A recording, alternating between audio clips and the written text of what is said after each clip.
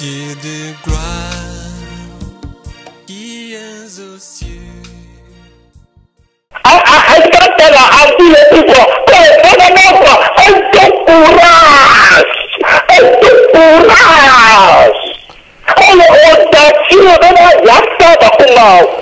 Satan, rempli de l'envie, était audacieux de pouvoir combattre Dieu.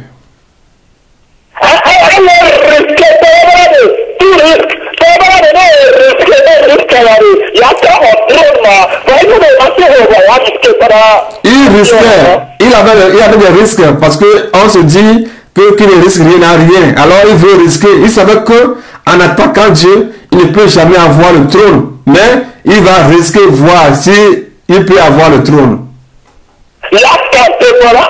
J'ai dit qu'il va tenter voir. Si tente et il rate, c'est pas lui seul qui va mourir.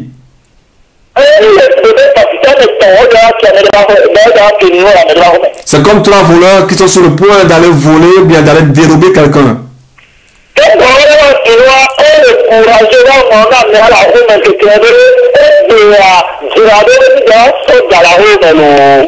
Ils étaient très courageux et ils ont informé la personne qui iront voler. Ils l'ont informé d'avance que prépare-toi parce qu'aujourd'hui nous viendrons prendre certaines choses dans ta maison.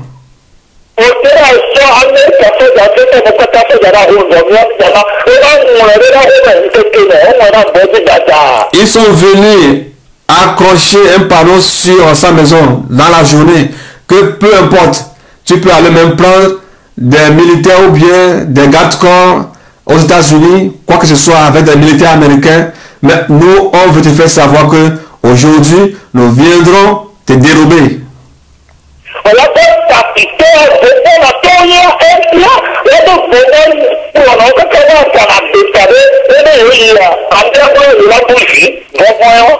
Les voleurs, ils sont des peureux, mais à cause de l'envie, ils s'en vont faire des fétiches, mais des gris-gris, pour aller avoir le courage, aller voler et arriver sur le lieu de se fondre dans la masse.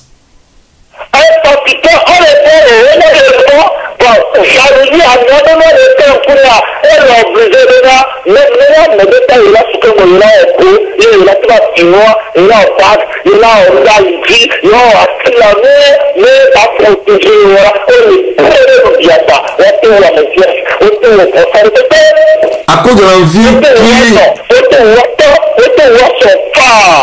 de l'envie qui les anime, alors ils sont décidés à aller faire des gris-gris, des fétiches, aller prendre des amulettes, les mettre à la hanche, au cou, faire tout ce qu'ils veulent, tout ce qu'ils peuvent.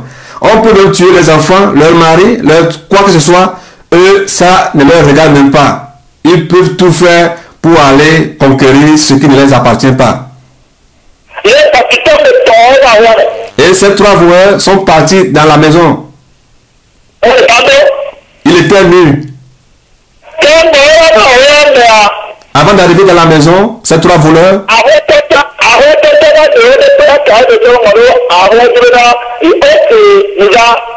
et le propriétaire de la maison a enlevé leur plaque ou leur panneau et a affiché une autre plaque en marquant sur celle-ci en leur disant ok, venez.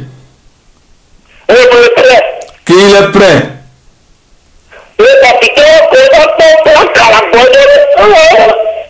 Quand les voleurs sont venus voir la plaque sur la maison qui leur disait que le propriétaire est prêt, ils ont dit hey, ils se sont étonnés. Ils ont dit hey. Hey, il semble que lui aussi s'est préparé. Hein?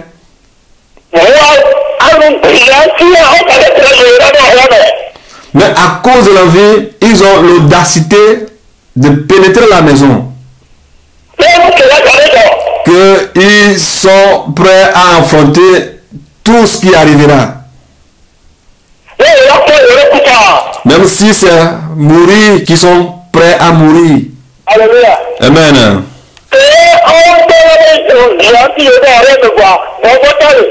Ils étaient aussi remplis de peur malgré cette envie qu'ils ont.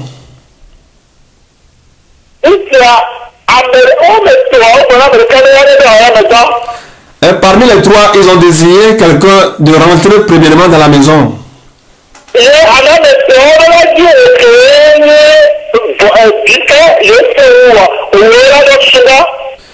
Et comme nous, on est plus fort que toi, c'est toi qui dois rentrer premièrement dans la maison.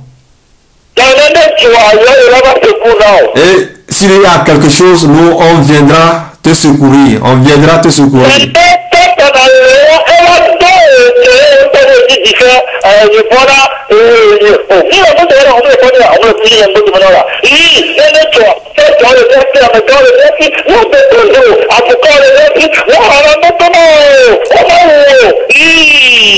C'est ce que fait Satan aujourd'hui. Il pousse plusieurs et il te dit, vas-y, malgré que tu es petit, vas-y, on est derrière toi. Ne vois pas qu'on est derrière toi.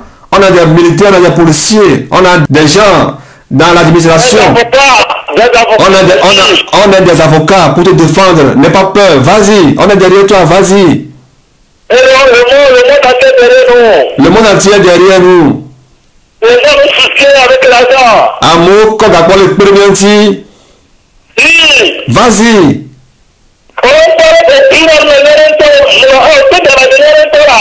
Vas-y, tu m'entends bien, vas-y. Et tu as un système qui frappe les gens. Et les gens croient que tu dis la vérité. Vas-y, quand ça commence à chauffer, appelle-nous. Et il est rentré dans la maison.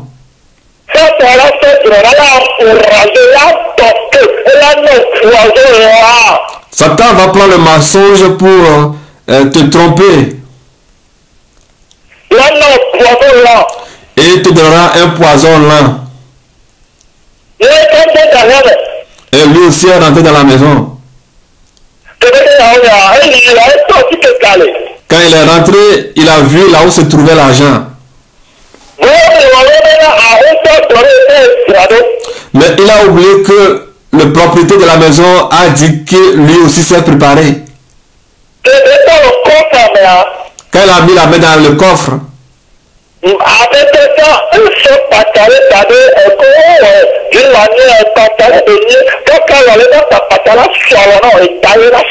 le propriétaire a mis un système en place.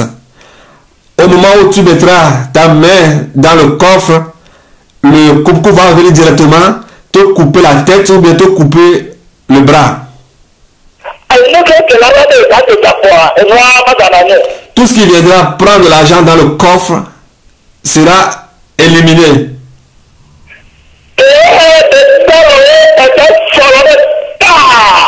Quand il a mis son bras dans le coffre et le coupe-coupe a découpé sa main,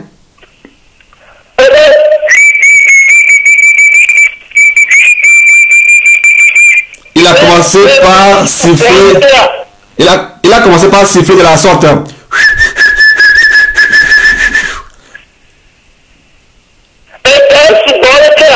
Ah, il y a plein d'argent ici, hein. Ça, c'est le sens du sifflement. Ah, vous voyez comment est-ce que les gens ont assez de fonds dans ce pays.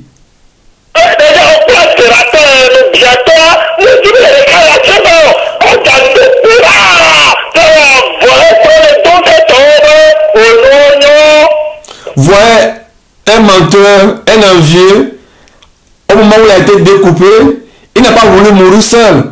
Il a encore l'audacité de siffler pour tromper la vigilance de ses camarades et les faire venir pour que je meure.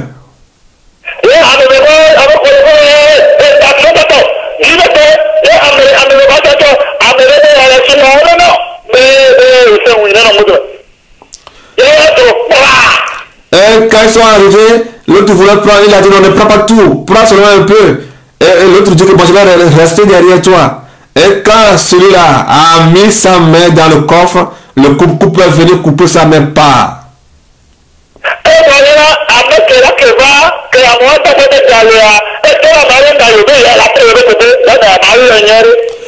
Quand les deux devaient rentrer ensemble, mais il a dit à l'autre, non, toi reste. Ah, dans le but que s'il s'en va avec lui, il va aller ramasser assez, il va aller ramasser assez de fonds. Alors il lui a dit de rester derrière lui.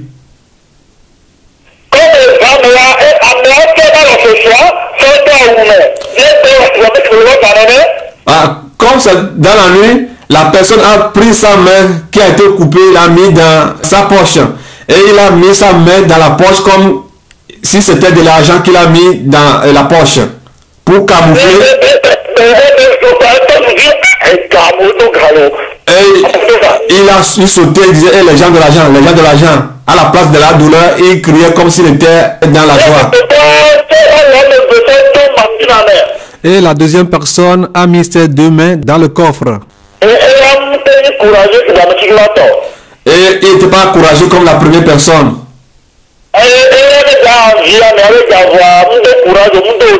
La deuxième personne voulait envier son second, mais n'a pas l'audace de tenir ferme malgré les douleurs.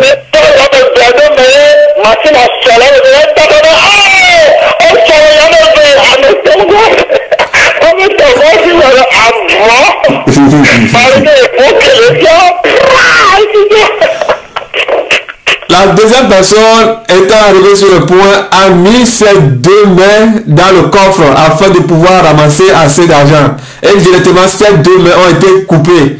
Mais comme il n'a pas l'audacité de pouvoir résister à la douleur, il a crié très fort. On a coupé mes deux mains.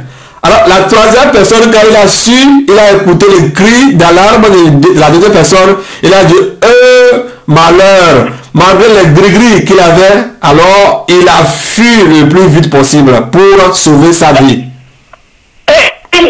Il a fui, il a lui. Dans la journée, les trois se sont rassemblés, se sont rencontrés. Et celui qui a les deux mains coupées,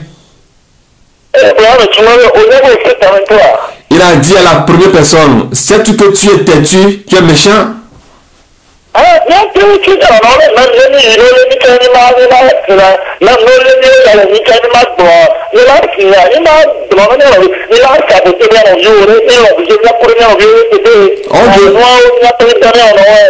On devait se soutenir, même si on était sur le point de mourir, on n'a pas nous saboter les uns les autres. Mais oui, ça, nous devons nous fortifier. Ça c'est notre devise,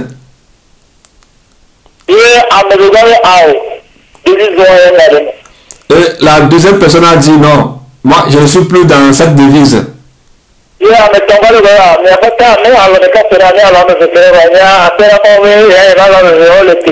Et la troisième personne qui était dehors, en aspirant les deux revenir, lui a dit mais vous avez les mains coupées. Toi, tu as une main coupée. Lui, il a deux mains coupées. Mais merci Dieu que moi, j'ai mes deux mains en bonne santé. Et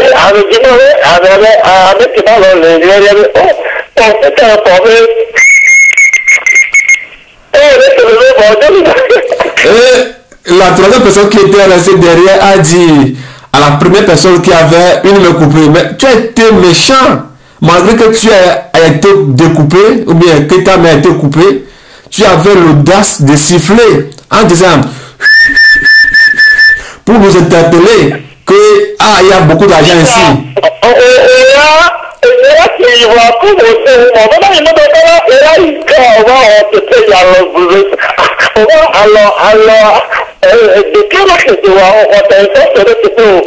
Et toi, on était deux. Au lieu qu'on s'en aille ensemble, tu m'as dit de rester, que tu vas prendre ma part. Bon, normalement, tu devais avoir une main coupée. Mais tu as pris ma place. Tu as ta main coupée, tu as aussi ma main coupée. Alors tu as les deux mains coupées. Ah, tu m'as bien aimé, hein? Et il s'est énervé et qu'il ira lui prendre une convocation.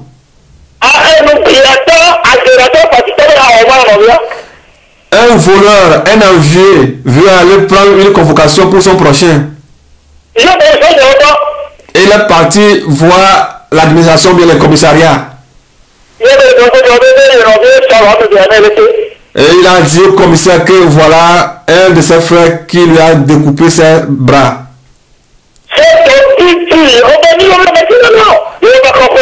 Et les soldats se sont énervés, ils ont dit, ah, on ira prendre celui-là.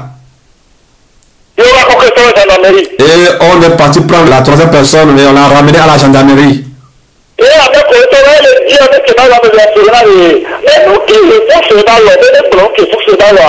la troisième personne demandait à son projet qui est parti le convoquer à la gendarmerie que, avec quoi avais-je découpé tes bras? Ne sais-tu pas que c'est toi qui as fait que mes bras sont coupés?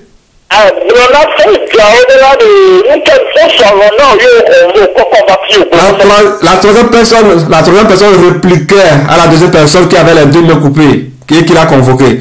Mais dis exactement aux policiers ou aux gendarmes les effets que j'ai pris, bien les outils que j'ai pris pour découper ta main. N'est-ce pas toi qui nous as dit d'aller là-bas?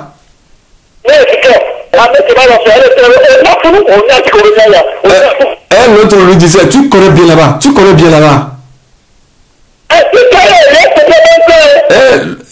Celui qui avait les deux mains saines lui disait, mais appelle le nom de ce lieu.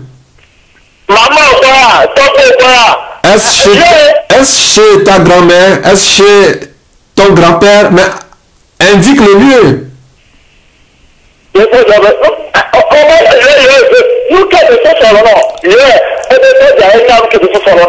Et les soldats lui disaient, avec quoi a-t-il coupé tes bras? Avec quoi? Il a rétorqué aux soldats, soldat, il sait bien avec quoi il a coupé mes mains. C'est comme ça la nature de Satan. Et il va te tuer, finalement il va te dire jamais. Parce que lui sait très bien le nombre de jours qu'il nous reste pour sa destruction finale. Il sait le peu de temps qu'il nous reste. Avec ce peu de temps qu'il nous reste, il est emporté de colère. Il est rempli de colère. C'est pourquoi elle a dit que malheur à la terre, malheur à la main. Pensez-vous que la colère qui anime Satan lui va te dire d'aller au ciel?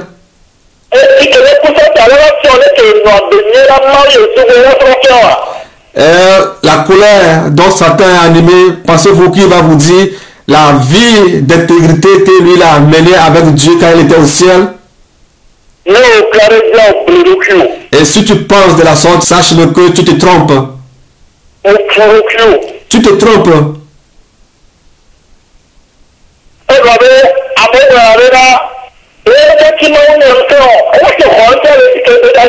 Et les gens se disent, mais pourquoi Dieu lui a donné cette force, cette puissance?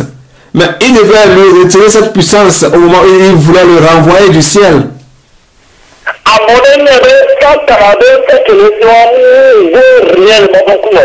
Que les gens sachent que cette puissance que Satan a n'a aucune valeur devant Dieu. Amen.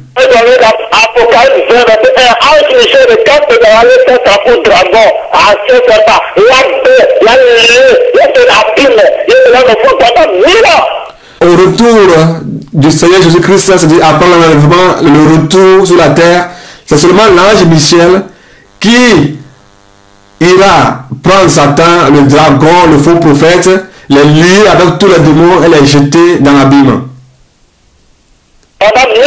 Pendant 1000 ans. Et c'est l'ange Michel qui viendra encore le délier après ces 1000 ans. C'est là où Dieu va se montrer celui qu'il est à Satan.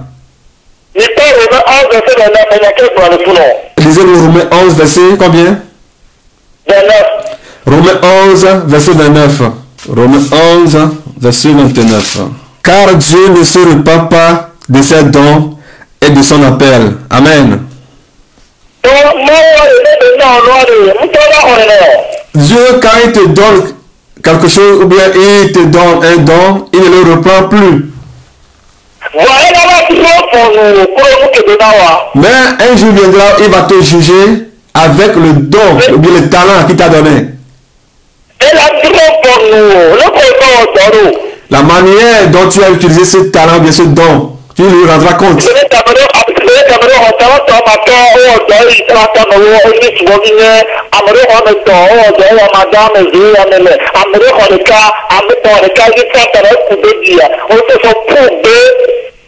Comme certains ont reçu 5 talents, ils les ont travaillés, et puis ils ont eu 10, certains ont eu 2, ils les ont travaillés, les ont multipliés, 4, certains ont eu 1. Alors ce 1, il est parti l'enterrer. C'est la manière dont Satan est en train de vous enrober au travers de l'envie avec le mensonge.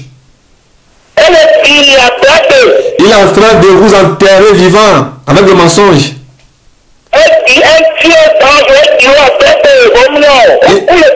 Il a enterré les 1 tiers d'anges vivants. Ils sont vivants, mais ils sont morts.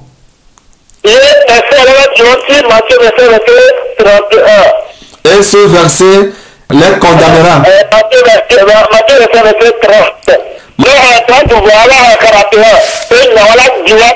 Matthieu 25, verset 30. Verset 41. Chapitre 25, c'était 41. Alors, Matthieu 25, verset 30. Matthieu 25, verset 30.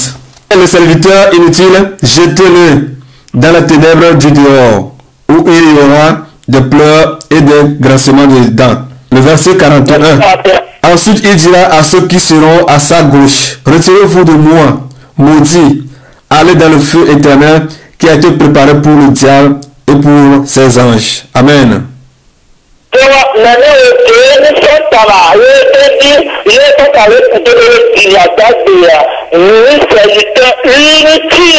Alors vous qui êtes les enfants de Satan, du diable, et qu'il creuse et vous enterre vivants, vous êtes tous des serviteurs inutiles.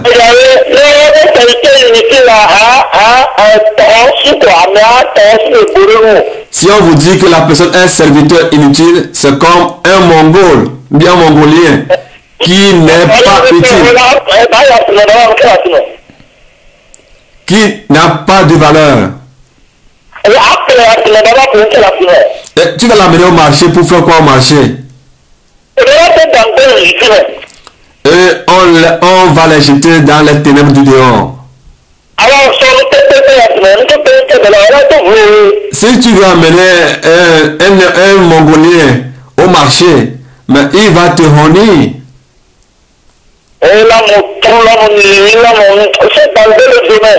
Alors c'est inutile, jetez-les dans les ténèbres du dehors, dans le feu. Il a dit qu'il y aura des grincements de dents, des pleurs. Et là où il y aura des grincements de dents, des pleurs.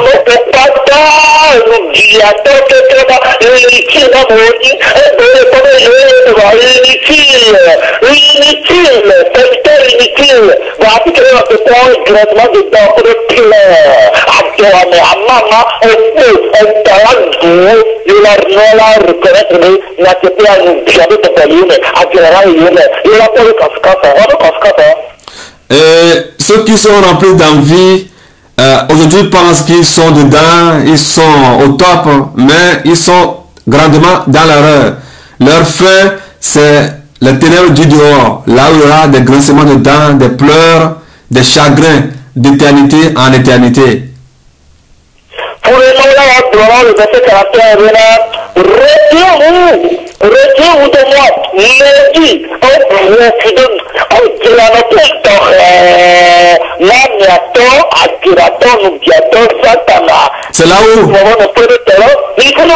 c'est là où Dieu leur dira, dans le verset 41, que retirez-vous de moi, vous qui commettez l'iniquité, allez là où est préparé pour votre Père, le diable, depuis le commencement. Allez là-bas. Premièrement, on leur dira qu'ils sont maudits. dans la dénonciation est le maudit pour l'éternité. Celui qui ment et qui est envieux est maudit pour l'éternité. Toi, un qui a amené ta gloire, non, tu vas pas t'avaler, c'est ça, tu vas regarder comment là tu es. Ne dites pas pourquoi Dieu a créé Satan. Normalement, il ne va pas le créer. Ou bien il devait prendre la force que Satan a. Toi qui m'écoutes, ta part n'est-elle pas plus pire que celle de Satan? Toi, tu es plus pire que Satan.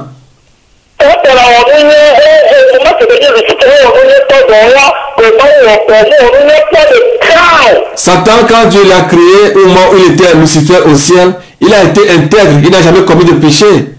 Mais toi, depuis que Dieu t'a créé, tu n'as jamais fait quoi que ce soit de bon pour glorifier le nom de Dieu.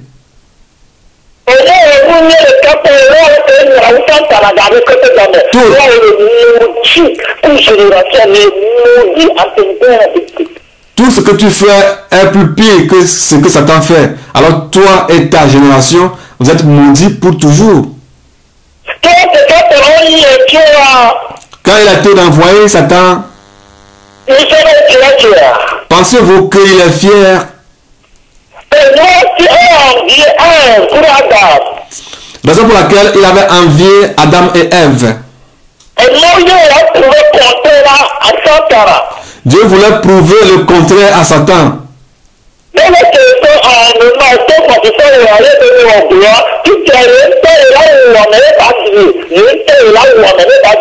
Amen. Comme Satan a fait cette bêtise, Dieu voulait prouver le contraire à Satan. C'est pourquoi il a créé l'homme. Et il ne l'a pas créé seulement. Il a créé Satan avec des pierres précieuses. Mais il a créé l'homme à son image pour que l'homme se ressemble à lui. Alléluia.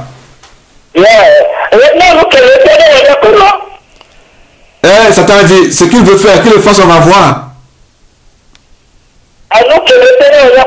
Et Dieu a dit, alors il va créer l'homme à son image. Et ce que Satan veut faire, qu'il le fasse, s'ils verront.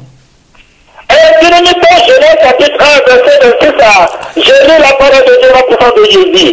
Puis Dieu dit, faisons l'homme à notre image. Alléluia. Amen. Amen. Disponible sur les poissons, la mer, sur les oiseaux du ciel, sur les bétails, sur toute la terre, et sur les ressources qui rentrent sur la terre. Alléluia. Amen. Alléluia. Amen. Dieu créa l'homme à son image. Et le créa à l'image de Dieu. Alléluia. Amen. Il est créé à l'image de Dieu. Et vous regardez, et pour le nom l'homme et à la femme. Dieu l'a béni. Amen. Et Dieu l'a dit, soyez fécondés, multipliez, remplissez la terre.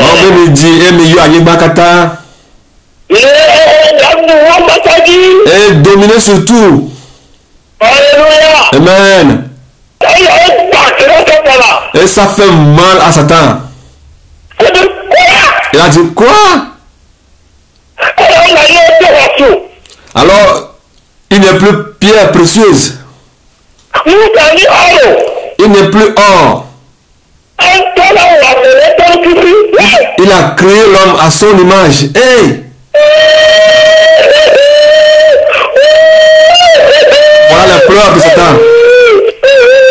Voilà ses pleurs. Il a pleuré. Qu'est-ce qui est impossible à Dieu? Amen. Qu'est-ce qui est impossible à Dieu? Rien. Dieu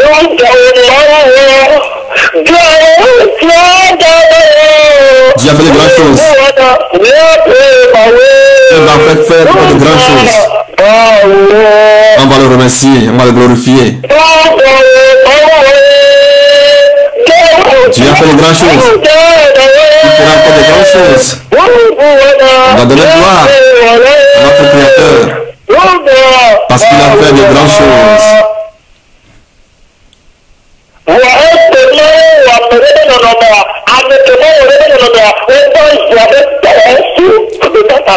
Dieu créa l'homme à son image. Et aujourd'hui, l'homme que Dieu a créé à son image est devenu comme un mongolien, comme Satan. L'homme est devenu plus pire que Satan. L'homme est devenu l'insensé, le top, plus que Satan.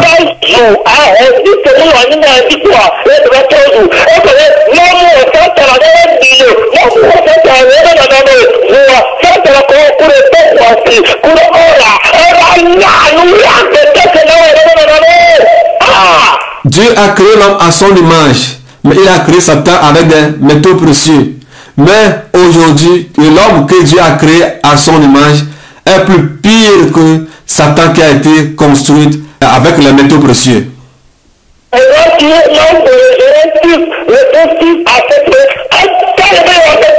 C'est pourquoi Dieu regrette d'avoir créé l'homme dans Genèse 6.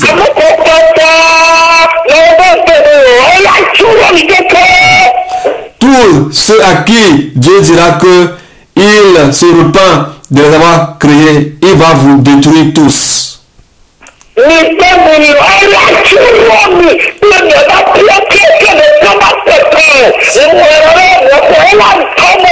Si vous acceptez ou vous n'acceptez pas, cela s'accomplira dans vos vies et dans la vie de toutes vos maisons.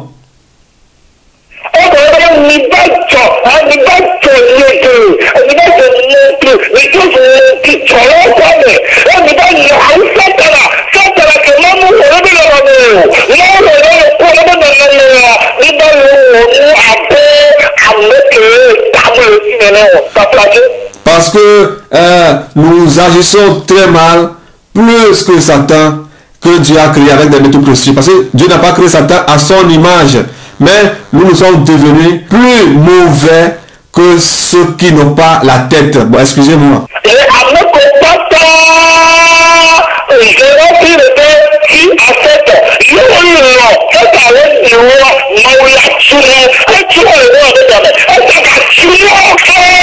Ceux qui ont accepté que Satan les enterre, comme il est écrit dans Genèse 6, verset 6 à 7, Dieu va les détruire tous. Il a fait au temps de Noé et il va encore le faire.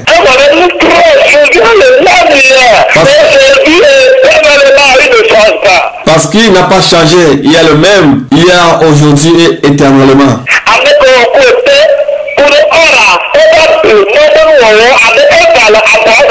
Celui qu'on a créé avec des pierres précieuses est devenu plus intelligent que celui qu'on a créé à l'image de Dieu, c'est-à-dire Ève dans le jardin.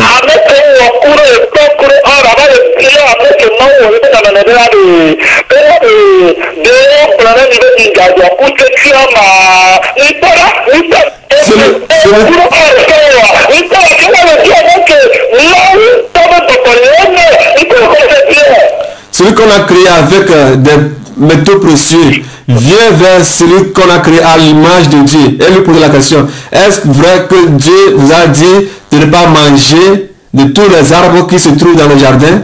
Regardez, celui qui a l'esprit de Dieu en lui, voilà ce que celui qui est créé avec des métaux précieux vient lui demander. Regardez, regardez.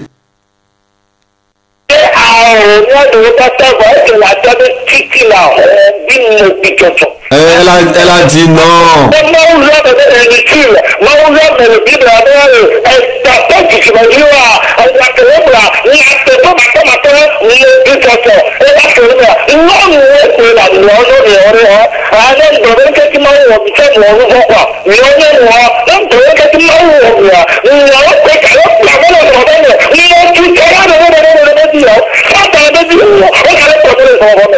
Comme la Bible a dit que insensé, effectivement, génération de vipères, enfant de Satan, enfant du diable, c'est vrai.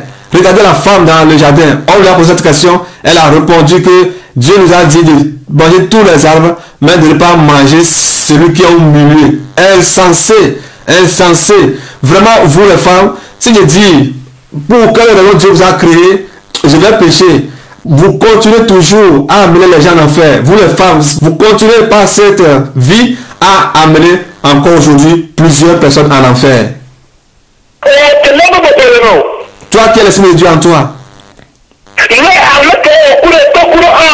Et celui qui a été créé avec des pierres. Toi que Dieu a créé d'être semblable à lui. Dieu t'a créé pour que tu sois lui, un deuxième Dieu.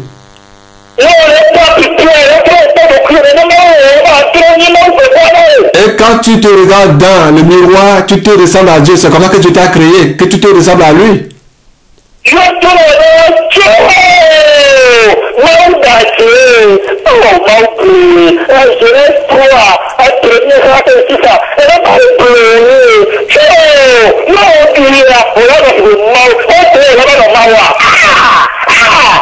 Hey, le serpent a dit, Joe, c'est du mensonge, Dieu te trompe.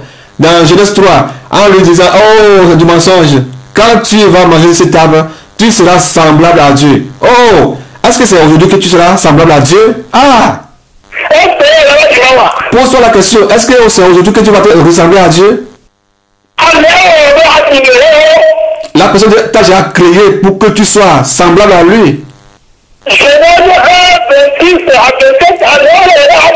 Genèse 1, 26.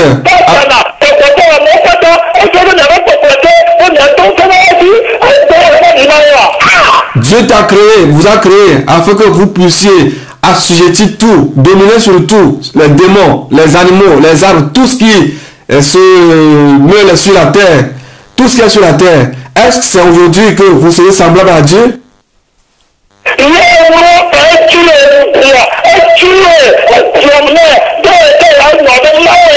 Elle a été frappée par l'envie, qu'elle aussi sera comme Dieu. Elle avait l'envie.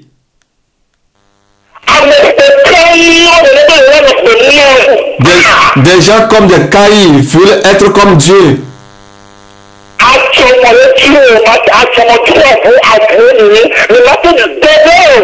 Le chien a envie de manger du beignet. Ça ne peut jamais arriver.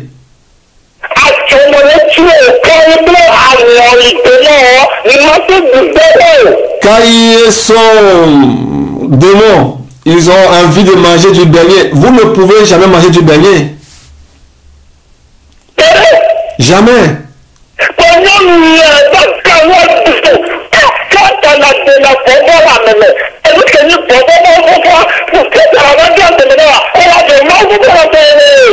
Satan enlève la crainte de Dieu en l'homme. Ce qui constitue la crainte de Dieu en toi, si Satan arrive, il enlève dans sa vie. Satan a levé la crainte de Dieu dans Ève.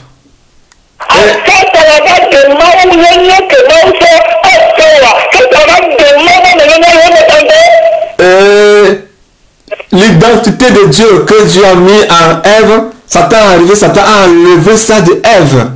Et elle va manger le fruit.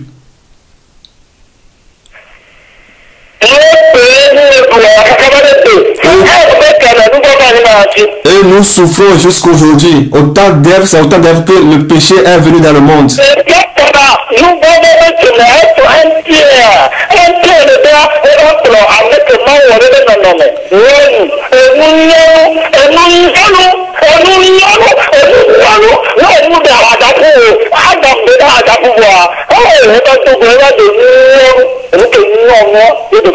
Ce qui est ignominie. Voilà la femme. Elle a mangé le fruit. Adam s'est marié à sa propre côte, mais elle est devenue de l'ignominie pour lui.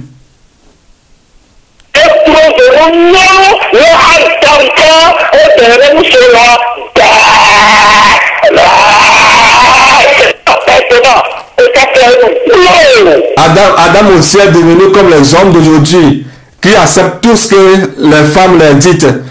Alors Adam aussi a suivi Ève bêtement, et a fait ce que Ève lui a dit. Et voilà, là où nous sommes aujourd'hui.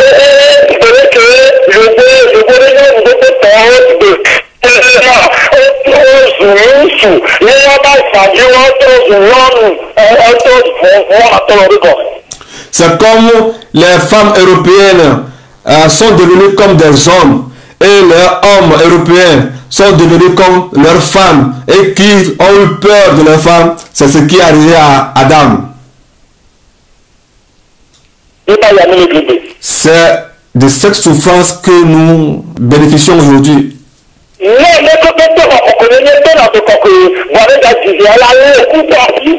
La femme peut recevoir la sainteté, mais ce que Dieu a dit, avant qu'elle enfante, il faut qu'elle ait la douleur. C'est vrai.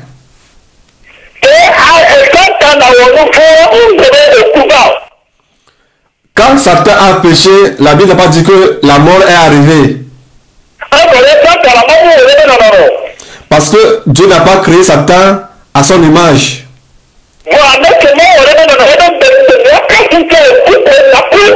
Mais Dieu a dit à celui qui a créé à son image que le jour où vous mangerez ce fruit, vous mourrez.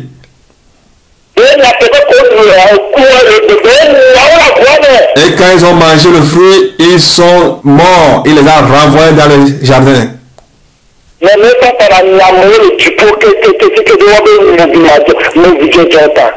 C'est de la même manière que Satan a renvoyé, fait sortir du ciel beaucoup d'anges à cause de leur état d'insensé.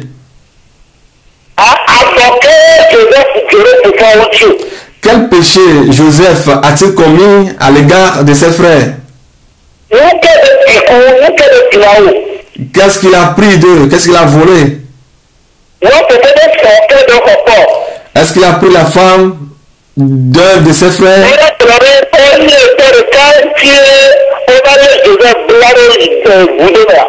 Alors on nous dit que parce qu'ils sont de même père qu'ils sont partis mettre Joseph dans le puits. Non, c'est pas à cause de cela.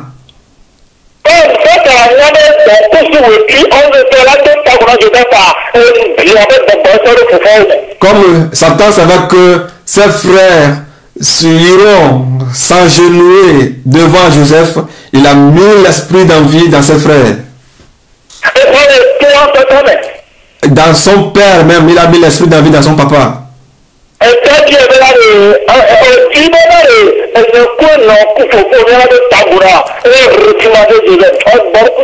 Et son père l'avait réprimandé immédiatement. Veux-tu que ta maman et moi venions nous incliner devant toi? Allez, calme-toi, tais-toi.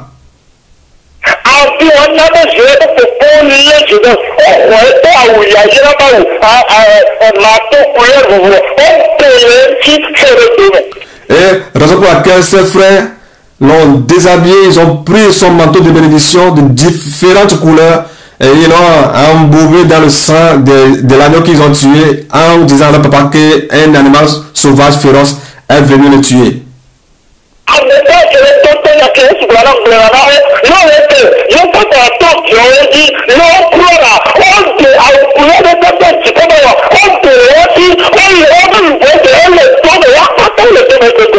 Ceux qui entendent ce que je leur dis, ce que je reçois de la part du Seigneur et que je partage avec vous, et vous qui êtes endurcis à cause de ce que les enfants du diable vous disent, vous êtes enterrés, vous aussi. Satan passé par le mensonge, l'envie, et il vous a tous déshabillés. Il a pris l'habit du ciel de vous.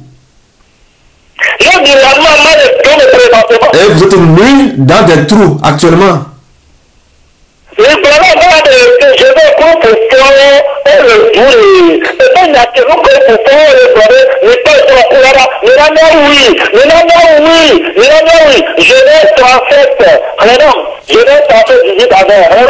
Genèse 37, 18 à 20.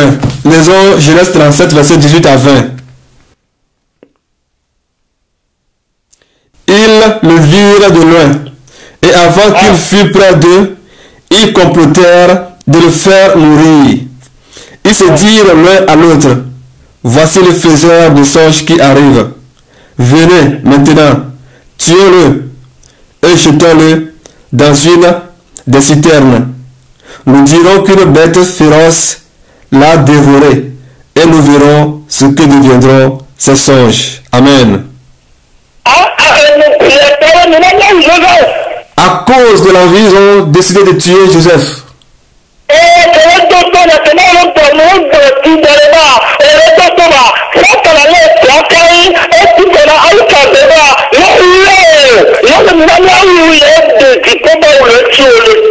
présentement. Toi qui m'écoutes, le Seigneur m'envoie me donne des messages pour te donner, pour te nourrir. Et tu écoutes les cahiers, les alokas. Sache-le que ils t'ont déshabillé de l'habit du ciel. Tu es nu et tu es enfoui dans le trou. On est tout jeune à ma ça veut dire pour Anthony, Antéchrist, pour Marie Nicole, Maria, Dina, la grande prostituée du Côte d'Ivoire. Et tu écoutes Georges Nama, le fils du diable, Anthony et Marie Nicole, Anthony Antichrist et Marie Nicole de la Côte d'Ivoire. Sache-le qu'ils t'ont tué. La grande prostituée avec son petit démon Jonathan. La grande prostituée avec son petit démon Jonathan vous ont tué. Ils vous ont tué avec du mensonge.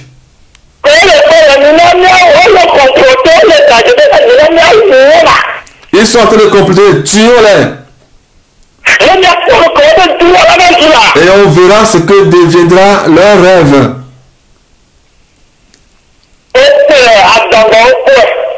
Ils le verront face à face. Ils l'ont entendu face à face. Ils vont dire, c'était les frères de Joseph, ils ont compris, ils ont dit, qu'ils ont dit que ce sont les animaux féroces qui l'ont dévoré.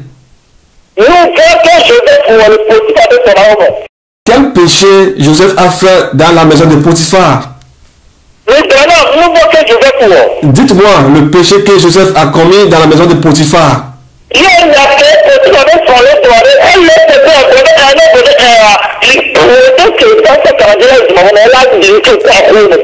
Est-ce vrai ce que disait la femme de Potiphar?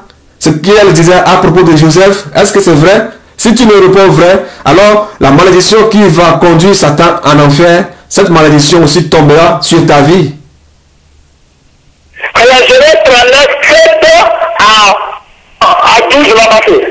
Genèse 39, verset 7 à 12. Genèse 39, verset 7 à 12. Après ces choses, il arriva que la femme de son maître porta les yeux sur Joseph et dit, couche-toi avec moi. Il refusa et dit à la femme de son maître, voici, mon maître ne prend avec moi connaissance de rien dans la maison, et il a remis entre mes mains tout ce qui lui appartient. Il n'est pas plus grand que moi dans cette maison, et il ne m'a rien interdit, excepte toi, parce que tu es sa femme. Comment ferai-je un aussi grand mal? Pécherai-je contre Dieu? Quoiqu'elle parlât tous les jours, Joseph, il refusa de se coucher auprès d'elle, d'être avec elle.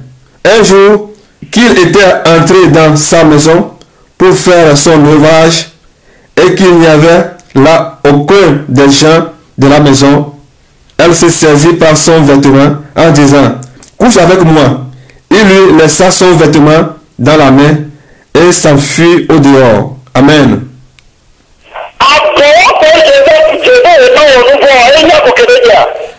Joseph, en refusant de commettre le péché, est-ce que c'est un péché qu'il a commis?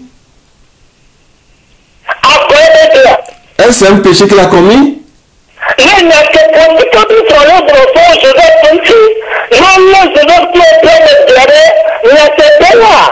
Est-ce que disait la femme de Potiphar à propos de Joseph? Est-ce vrai?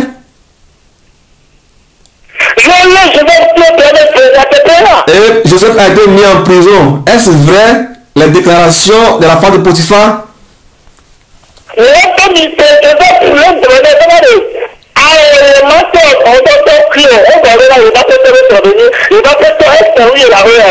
Joseph lui disait non, je ne peux pas prendre des rapports sexuels avec toi parce que tu es la femme de mon maître. Et mon maître m'a tout confié dans cette maison, excepte toi. Mon maître est grand, mais il m'a fait grand dans cette maison. Je ne peux pas faire ça. Moi qui suis un esclave. Et je ne peux pas faire ce grand péché contre mon Dieu.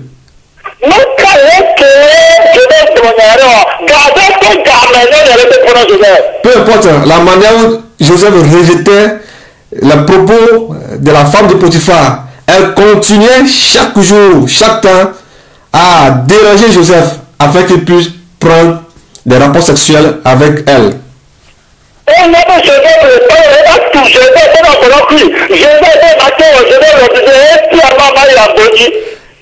Joseph était dans la salle de bain. Elle était venue et voulait demander à Joseph de se coucher avec elle. Joseph a refusé et a fui et lui a laissé son manteau. Mais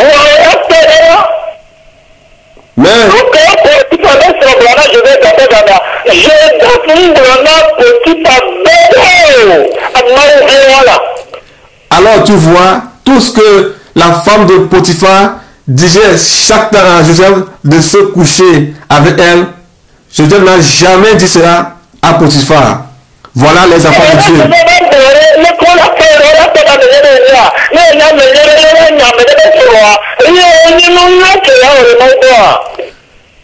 Est-ce que s'il disait cela au roi, à Potiphar, Potiphar sera dans l'obligation de renvoyer la femme? Si on renvoyait cette femme, est-ce que ce serait bon pour lui devant Dieu? Et Joseph n'a rien dit à Potiphar. Et ce sont les raisons pour lesquelles Joseph a été mis en prison durant 2 ans. Est-ce que Joseph a péché?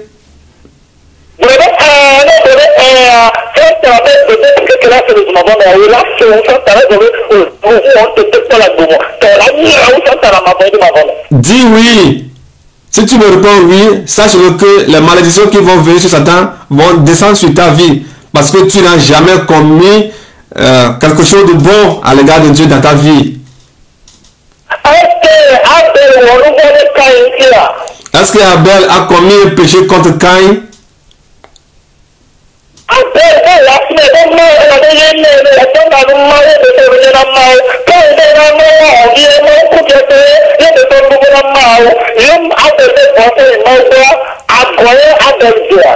Est-ce que Abel a commis un péché? Abel savait que c'est Dieu qui l'a béni. Et il a donné de bonnes choses à Dieu, tout ce qu'il avait meilleur à Dieu. Quand il a pris Dieu comme un paresseux et a sacrifié à Dieu avec des pourritures, des fruits du champ.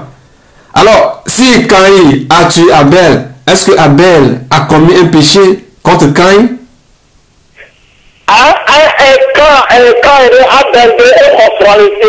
Est-ce que Abel a pris la femme de Caïn?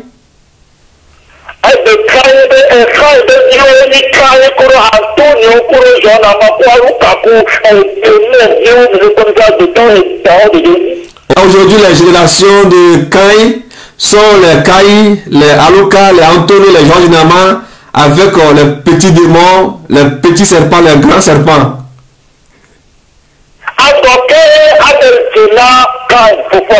Quoi de mal Abel a fait à son frère Caïn? Faire la volonté de Dieu, plaire à Dieu, est ça ce qu'il a commis comme péché? Si vous lisez Genèse 4, verset 3, en allant, vous allez voir tout là-bas. 4 à 15, vous verrez tout là-bas. Est-ce qu'il a commis une erreur?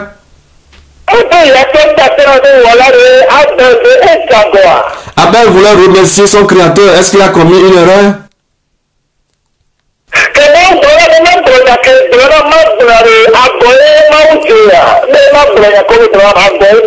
Quand Dieu m'a dit de dire au monde tout ce qu'il me dit de leur dire, est-ce que c'est un péché que j'ai commis?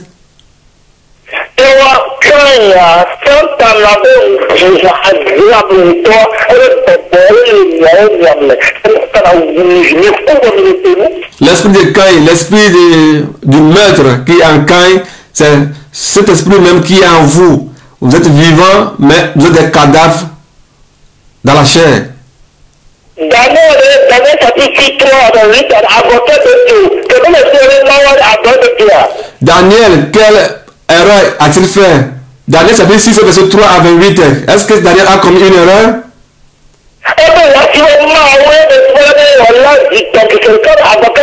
Il a voulu adorer son Dieu, il adore 3 fois par jour. Où est le mal?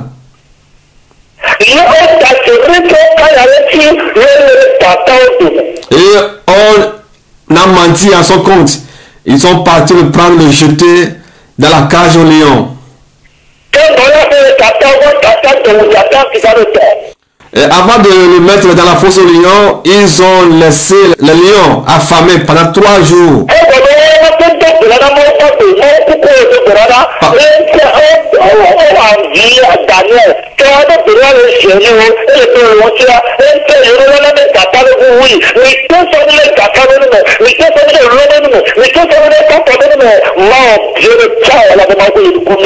Parce que eux, ils adorent un Dieu mort. Ils n'adorent pas le Dieu de Daniel. Et quand Daniel adore le Dieu vivant, ça leur fait mal, ça leur dérange. Alors ils ont pris une résolution de le jeter dans la fosse au lion.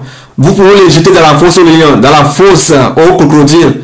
Les crocodiles, les lions ne peuvent rien lui faire. Parce que si Dieu est pour nous, qui peut être contre nous? Dieu est de notre côté. Amen. Si le lion de la tribu de Juda est avec nous, qui peut se lever contre nous?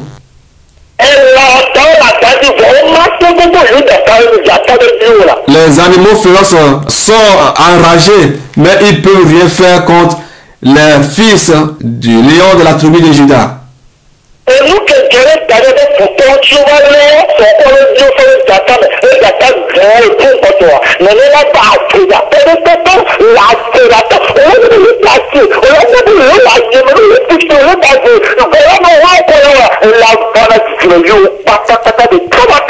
Ceux qui sont en train de mentir, ce qui leur arrivera effectivement à ceux qui ont menti dans le conte de Daniel.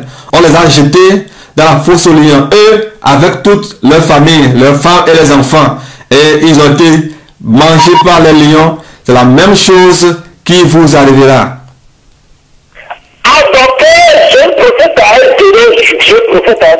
Quelle erreur le jeune prophète a fait ou bien a commis envers le vieux prophète? 1 Roi chapitre 13, 11 à 24, avocat de Dieu. 1 Roi chapitre 13, 11 à 24. Quel mal a-t-il fait? Quel mal le jeune prophète a fait? De dire qu'il ne va pas manger, est-ce que c'est du mal?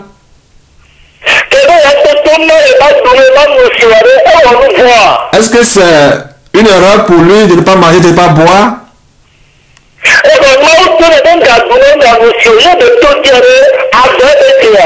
Dieu lui a dit de ne pas manger, de ne pas boire. Est-ce que c'est un péché?